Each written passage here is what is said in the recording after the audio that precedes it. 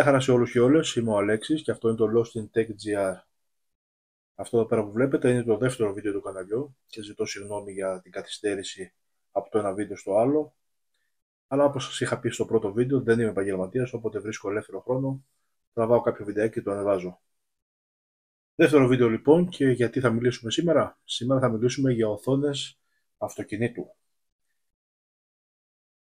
Πολλοί από εμάς έχουμε παλιό αυτοκίνητο, μέσα και εγώ σε αυτήν την κατηγορία. Έχω ένα αυτοκίνητο, ένα Corolla του 2008, το οποίο δεν πρόκειται να αλλάχθει σύντομα. Οπότε, τι μπορούμε να κάνουμε για να αλλάξουμε το εσωτερικό του αυτοκινήτου μας και να αναβαθμίσουμε την εμπειρία χρήσης του, τουλάχιστον ως προς τον ήχο.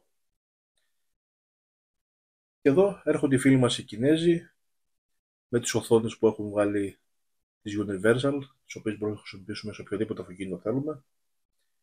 Και με λίγα χρήματα μπορούμε να κάνουμε μια αναβάθμιση στο εσωτερικό χώρο του αυτοκίνητου τουλάχιστον.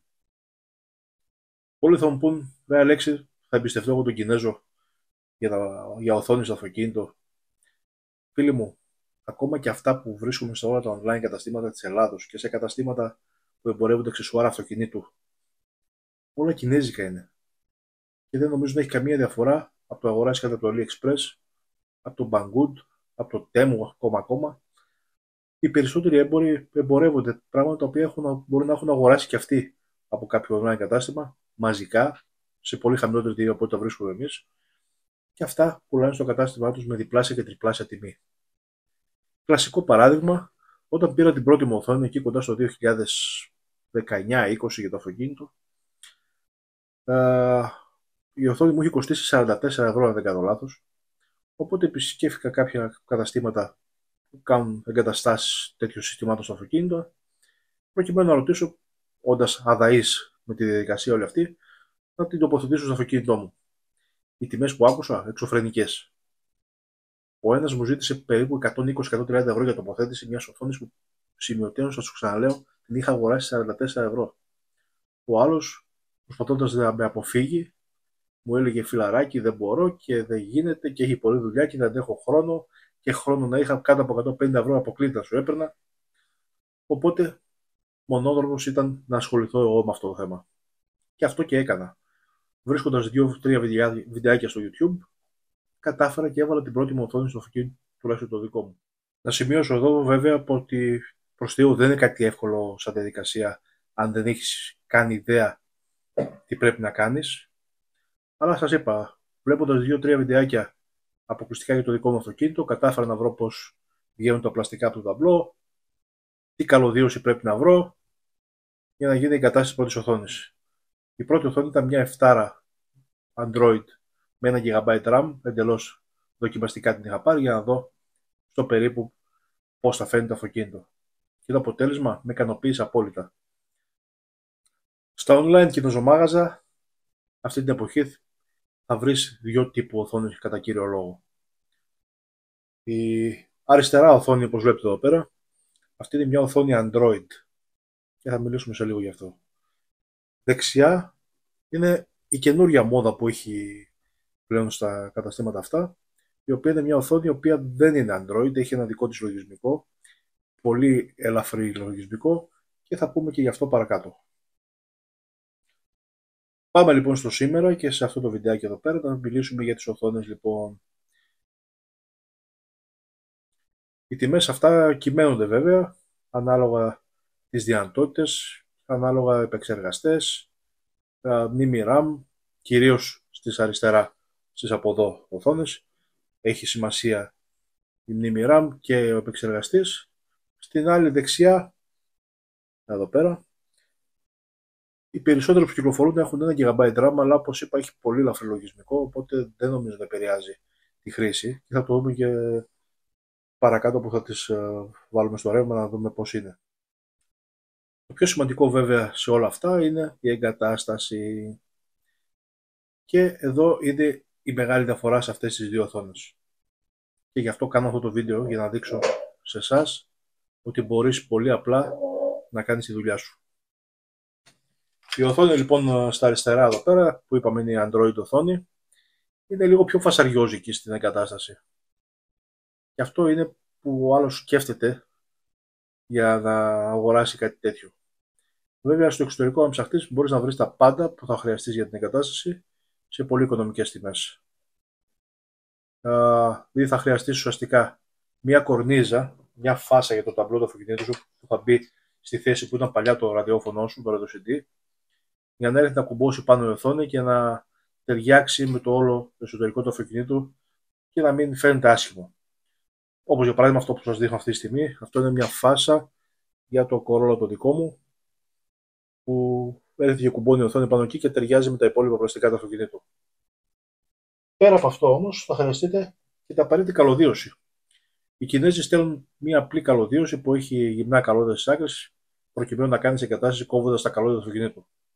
Δεν υπάρχει κανένα λόγο να το κάνει αυτό, εσύ που μπορεί να βρει πάλι στους Κινέζους, στο AliExpress κατά κύριο λόγο, την απαραίτητη καλωδίωση για αυτές τις Android οθόνες με βάση τον τύπο του αυτοκινήτου σου.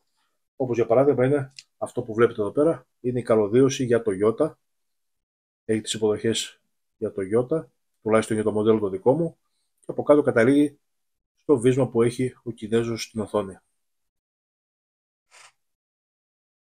Άποψή μου, πρώτα βρίσκουμε όλα τα περιφερειακά που θα χρειαστούμε και μετά ξεκινάμε να ψάξουμε να βρούμε τι οθόνη θα αγοράσουμε.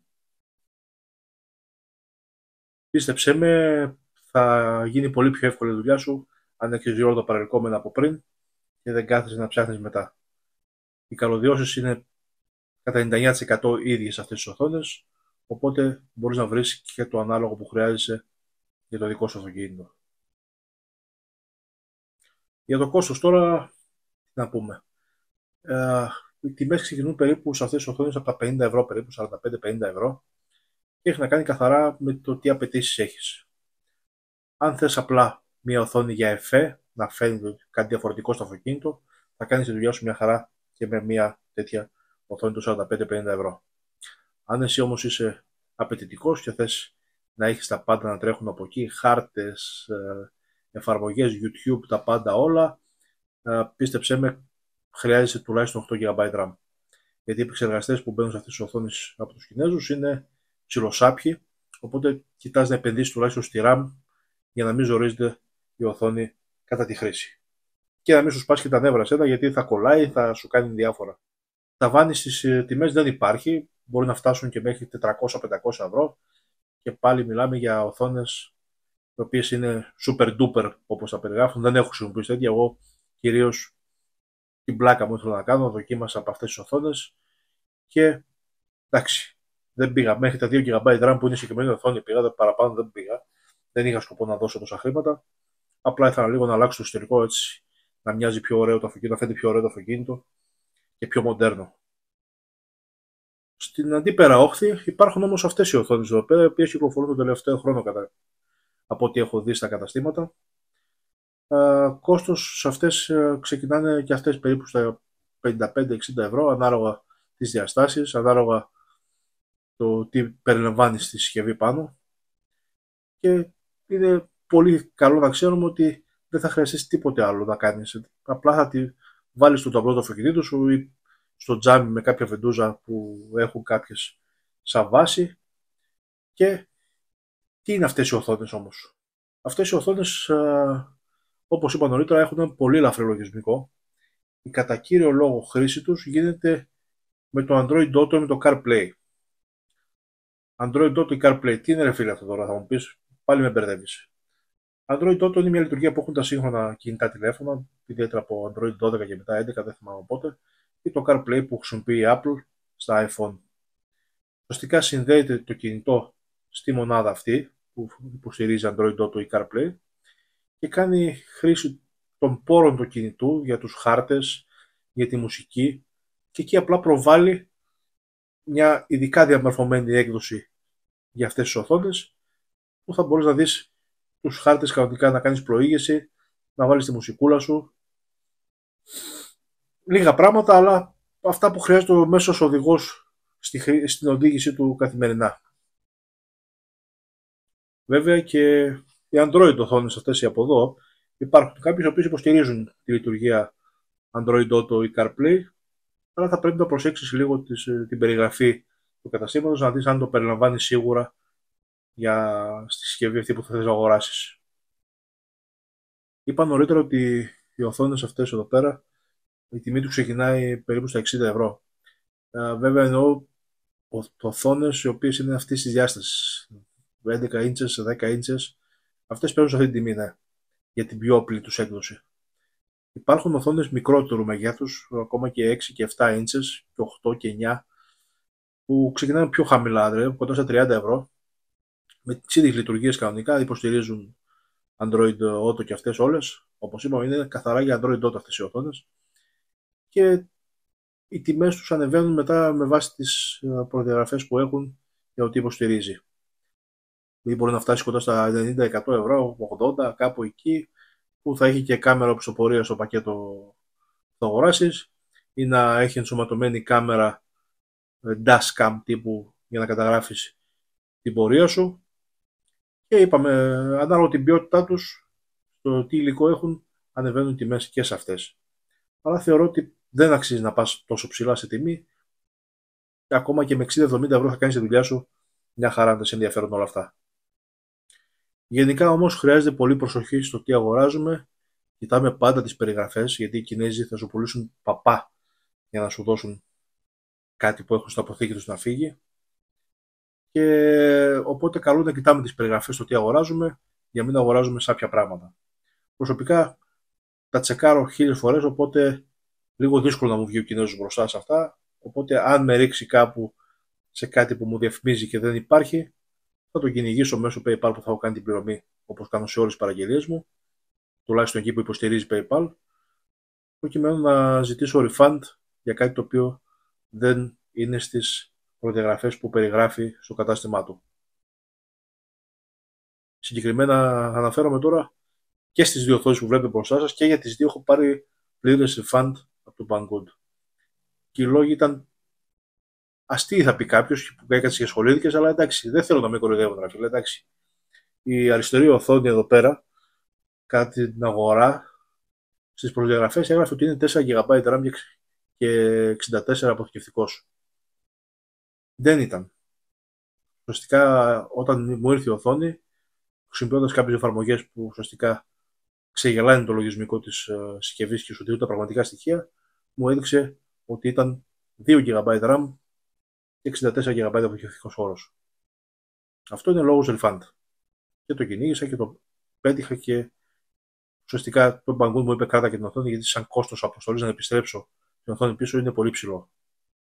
Ακριβώς το ίδιο με τα specs έχει να κάνει και σε αυτή εδώ πέρα την οθόνη. Εδώ, με βάση τις προδιαγραφές του αντικειμένου που είχα αγοράσει, υποτίθεται ότι υποστήριζε κάμερα οπισθοπορίας στη συγκεκριμένη οθόνη.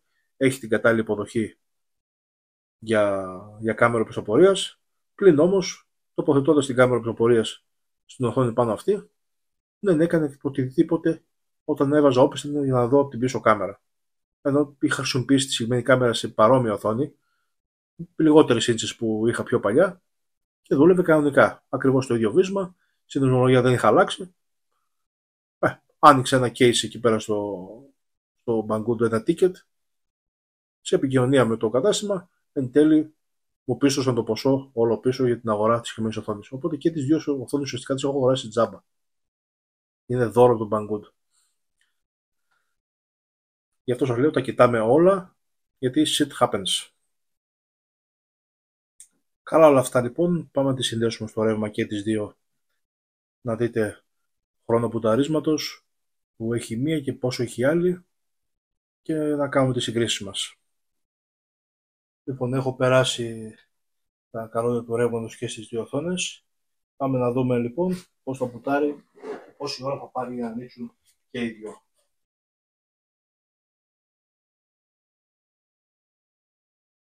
Ξεκινάμε.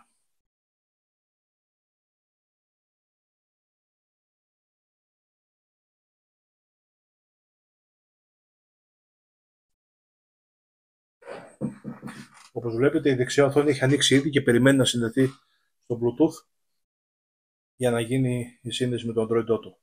Η πρώτη ακόμα το παλεύει και θα το παλεύει για πολλή ώρα ακόμα. Είπαμε είναι 2 GB RAM η αριστερή.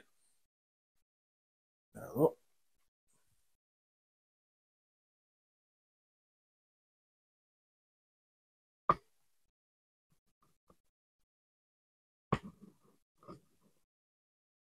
και άνοιξε και η δεύτερη.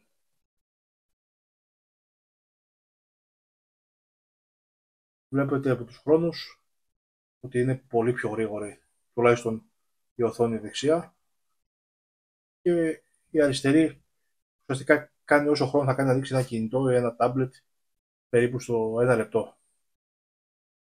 Αυτό που δεν ανέφερα πιο πριν είναι ότι τουλάχιστον οι Android οθόνες υποστηρίζουν ραδιόφωνο από το λογισμικό τους, οπότε έχεις το ραδιόφωνο εκεί κανονικά. Βέβαια στις άλλες οθόνες, από τη στιγμή που δεν καταργείς κάτι από το αυτοκίνητό σου, το ραδιόφωνο σου παραμένει εκεί πέρα.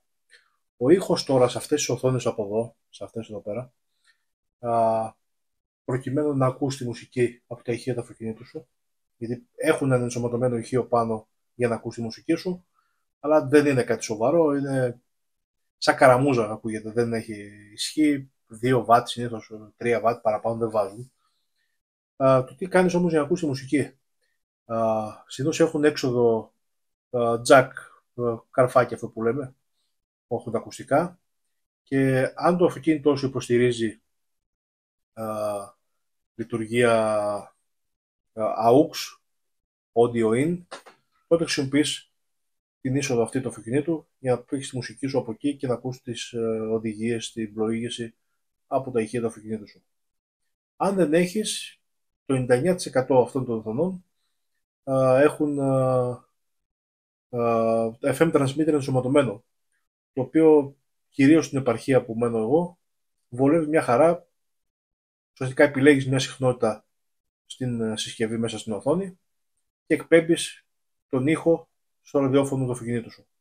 Οπότε μπορείς να επιλέξεις το 108 ή το 87,5 που είναι οι ακριανές οι συχνότητες και να ακούς τον ήχο από εκεί. Στην πράξη, όπως το χρησιμοποιώ εγώ, η συγκεκριμένη οθόνη που έχω εγώ υποστηρίζει και FM transmitter και jack. Ο ήχος μου φαίνεται καλύτερος μέσω του FM transmitter από το jack.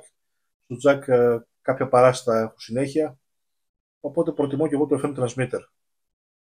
Όταν ταξιδεύω, όταν μπορεί να χρειαστεί να αλλάξω τη συχνότητα μια φορά, αν πέσω σε κάποιο σταθμό πάνω που είναι εκεί κοντά στη συχνότητα που έχω επιλέξει.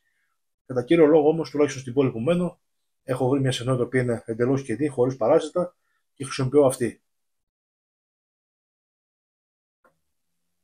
Ο λόγος που με έκανε να αλλάξω από αυτή εδώ πέρα σε εκείνη ήταν το ραδιόφωνο τελικά όμως. Παρόλο που ήταν όμορφο, γενικά γρήγορη και τα λοιπά η Android οθόνη, λόγω κατασκευής της η ποιότητα του ραδιοφώνου ήταν πολύ χάλια. Δηλαδή μιλάμε, ακούγοντα σαν τραντζιστοράκι πριν από 40 χρόνια. Και από ό,τι έψαξα σε κάτι ρώσικα forums, ο λόγος γι' αυτό ήταν το ότι είχαν ενσωματωμένο το chip του ραδιοφώνου πάνω στον επεξεργαστή και ζεσθενόταν το τσιπάκι του ραδιοφώνου με αποτέλεσμα να μην έχει καλή απόδοση. Και γι' αυτό και άλλαξα οθόνη, γιατί με εκνεύρισε αυτό στο τέλος. Από την άλλη, η οθόνη δεξιά, αυτή εδώ πέρα, έχει το καλό ότι ανά πάση στιγμή μπορείς να τη βγάλεις και να βάλεις κάποια άλλη. Ή να τη βγάλεις για να αποθηκεύσεις, π.χ. όταν θες να ταξιδέψεις σε μια πόλη και φοβάσαι μην πέσει συστήμα κλοπής, κάποιος θα τη δει, θα θέλει να τη βάλει στο μάτι, θα τη κλέψει. Τη βάζεις και τη βγάζεις εύκολα. Προσωπικά την έχω βάλει στο αυτοκίνητο με scratch, με velcro. Οπότε τη βάζω και τη βγάζω όποτε χρειάζεται να μείνει το αυτοκίνητο στον δρόμο εκτεθειμένο σε κάποιο επικίνδυνο σημείο. Επίσης, αυτό που με ξενέρωσε στην Android οθόνη ήταν το λογισμικό της. Είχε πολλά bug, τα οποία δεν μπορούσα να βρω κάποιο firmware update για να τη βελτιώσω. Οπότε μου έκανε κάποια κολλήματα, συχνά πυκνά, και βασικός περιορισμός που είχε, δεν μ' άφηνε να πειράξω το launcher για να βάλω κάτι που ήθελα εγώ. Έχει κάποια ενσωματωμένα, μισό λεπτό εδώ, πάω πιο κοντά. Εδώ μέσα έχει επιλογές για να αλλάξεις την όψη.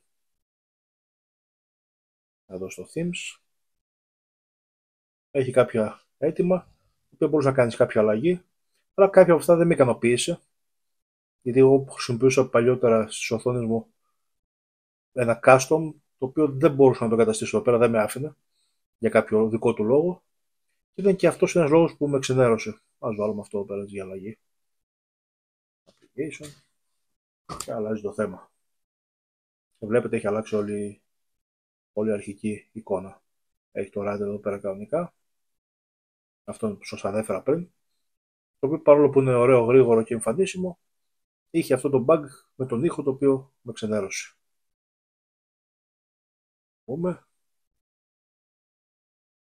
Όλες αυτές οι οθόνες Android υποστηρίζουν, έχουν υποδοχή για δύο συνήθως USB.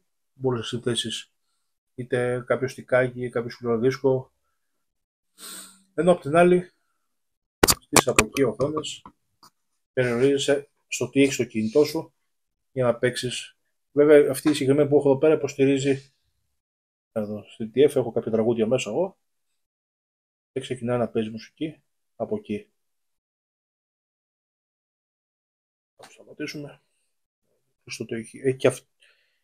Έχει υποδοχή για κάρτα μνήμης SD. Τώρα πάμε να σας δείξω λίγο πόσο γρήγορα συνδέονται στο Android Auto. Μάλλον δεν θα σας δείξω πόσο γρήγορα συνδέεται το Android Auto, θα το δείξω στο τέλος του βίντεο που θα έχω ένα βιντεάκι που θα τραβήξω στο αυτοκίνητο που θα έχω εγκαταστήσει ξανά αυτή την οθόνη και θα δείτε πόσο γρήγορα συνδέεται το κινητό με το που μπει στο αυτοκίνητο, συνδέει το Bluetooth και ανοίγει Android Auto. Η άλλη οθόνη από εδώ, έχοντας το δουλέψει και εκεί το Android Auto, μου έκανε πολλά bugs και σε αυτό το τομέα και αυτός ήταν άλλος ένας λόγος που με ανάγκασε να αλλάξω οθόνη για να πάω σε αυτή. Εντάξει, γίνονται και αυτά. Τουλάχιστον ήταν τζάμπα η οθόνη. Νομίζω το ανέφερα και πιο πριν. Προσωπικά θεωρώ το value for money τις οθόνες αυτού του τύπου, κυρίως για την ευκολία τους και το κόστος σαν δεύτερο παράγοντα. Οι λειτουργίες τους είναι εντελώς βασικές. Δεν έχεις την πολυτέλεια που έχεις εδώ πέρα με ένα σωρό εφαρμογές που μπορείς να βάλεις να πάρεις από το Play Store. Είναι μετρημένα πράγματα. Android Auto, μια κάρτα microSD με τραγούδια για όταν δεν θες να συνδέσεις το κινητό σου πάνω για μουσική. Bluetooth για ομιλία, να μιλάς μέσω της οθόνης όταν χτυπάει το τηλέφωνο. Βασικά πράγματα. Εντελώς απλά. Οι ρυθμίσεις είναι εντελώς light. Δεν έχει τίποτα. Να το πάμε λίγο πιο κοντά να δείτε. Τίποτα. Sound setup. Βασικά πράγματα. Display settings. Φωτεινότητες κτλ. Τα πετσαρία που θα έχει από πίσω. Αν θα έχει το screen save που έχω βάλει το ρολό εδώ πέρα. Αυτό πέρα από πίσω γιατί με κούρασε. Η γλώσσα δεν έχει ελληνικά. Νομίζω. Και αν έχει θα είναι αυτές οι χαζομεταφράσεις. Όχι, δεν έχει. Η ρύθμιση ώρας που ρυθμίσει και χειροκίνητα. Αλλά όταν συνδέσει το κινητό με Android Auto την πρώτη φορά θα πάρει την ώρα του κινητού στο σύστημα. Εδώ κάποια στοιχεία του λογισμικού. Εντελώς βασικά πράγματα. Δεν έχει τίποτα που να σε μπλέξει. Από την άλλη είπαμε το άλλο είναι το άλλο από εδώ. Είπαμε είναι ένα Android tablet με ένα σωρό ρυθμίσεις. Πολλές κλειδωμένες από τους Κινέζους. Έχει εδώ διάφορα. Πρέπει να ψάξεις να βρεις πολλά πράγματα μέσα. Πολλές δεν υποστηρίζουν καν ελληνικά, άλλες επειδή έχουν πειραγμένο λογισμικό Android, μπορεί να μην βρίσκεις τις ρυθμίσεις που έχεις μάθει σε ένα κινητό ή σε ένα tablet. Άποψή μου, η πλάστικα πάει προς τα εκεί περισσότερα. Θεωρώ ότι με λίγα λεφτά μπορείς να κάνεις κάτι καλό για το αυτοκίνητό σου, κάτι να σου αναπτερώσει το ηθικό στις δύσκολες μέρες που ζούμε. Ακόμα και αυτό. Βέβαια, επειδή είμαι λίγο άστατος χαρακτήρας, θεωρώ ότι ακόμα και αυτή θα την αλλάξω κάποια στιγμή. Κάποια στιγμή θα βρω κάτι άλλο που να θέλω. Και μπορώ να γυρίσω πάλι στις Android τις οθόνες, αν δω κάτι δυνατό το οποίο με ικανοποιεί. Πλέον έχω μάθει να λύνω και να δένω το ταμπλό του αυτοκινήτου σε 10 λεπτάκια. οπότε δεν μου κάνει κόπο να ξυλώσω πάλι για να βάλω οθόνη. Αλλά ακόμα και αυτές, ίσως πάρω η επόμενη οθόνη που θα πάρω να έχει κάμερα να υποστηρίζει, τουλάχιστον να υποστηρίζει την κάμερα οπισθοπορίας που έχω ήδη στο αυτοκίνητο, και γιατί όχι να έχει και μπροστινή κάμερα να καταγράφω την πορεία μου και κυρίως αυτό που λέω, να καταγράφω τους βλαμμένους που κυκλοφορούν κάθε μέρα στους δρόμους, που γίνονται επικίνδυνοι. Και αν μη τι άλλο, παρόλο που απαγορεύεται, θεωρώ ότι σε μια κακή στιγμή, σαν αποδεικτικό αθωότητας, όχι ενοχής, σαν αποδεικτικό αθωότητας, νομίζω ακόμα και το δικαστήριο θα το εκλάβει σαν πιστήριο. Από ό,τι έχω ακούσει, ακόμα και μερικές ασφαλιστικές άτυπα κάποια βίντεο τα δέχονται σε κάποιο τροχαίο υλικών ζημιών. Οπότε γιατί όχι. Θα πάρω το επόμενο, θα πάρω κάποια που να έχει κάμερα μπροστά. What the fuck. Τι θα μας πάνε φυλακή? Δεν νομίζω. Αυτό λοιπόν είναι το βίντεο για σήμερα. Ελπίζω να βοήθησα κάποιους από εσάς που θέλουν να τοποθετήσω μια οθόνη στο αυτοκίνητο. Μετέφερα λίγη από τη γνώση μου, από αυτά που έχω ζήσει τα τελευταία χρόνια με τις οθόνες. Και εδώ είμαστε σε κάποιο επόμενο βίντεο, κάτι άλλο διαφορετικό θα δούμε. Μην κλείσεις την απαραγωγή. Ακολουθεί βιντεάκι στο τέλος, μετά τον αποχαιρετισμό, που θα δείχνει κατά τη χρήση, τουλάχιστον την από εδώ οθόνη που χρησιμοποιώ πλέον καθημερινά, πόσο γρήγορο και πόσο smooth είναι. Αυτά από εμένα. Μέχρι το επόμενο βίντεο, σας χαιρετώ. Αλέξης, over and out.